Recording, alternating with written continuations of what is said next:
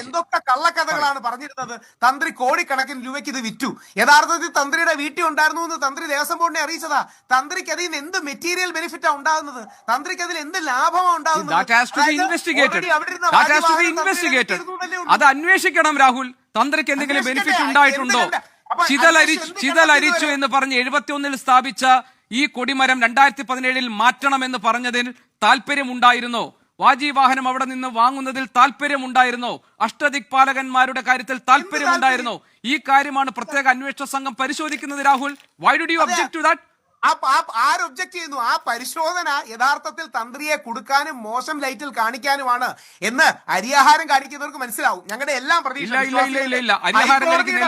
മനസ്സിലാകില്ല. രാഹുൽ, കുറ്റസമ്മതം നടത്തി, തന്ത്രി ഒരു കുറ്റസമ്മതം ഭാഗ്യമായി നടത്തിയതാണ് പുതിയ വാർത്ത വരുന്നത്.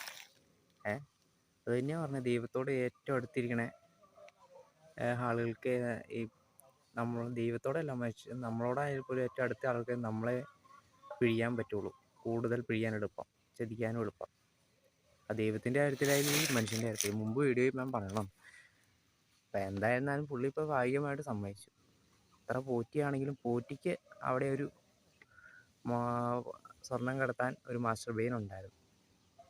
അത് തന്നെ, പോറ്റി ഒറ്റയ്ക്ക് കിടത്തില്ല. എന്തിനും പോറ്റിക്ക് ആർക്കായാലും ഒറ്റയ്ക്ക് അങ്ങനെ ചെയ്യാൻ പറ്റില്ല. അവിടെ ആരെങ്കിലുമൊക്കെ ഒരാളുണ്ടാവും.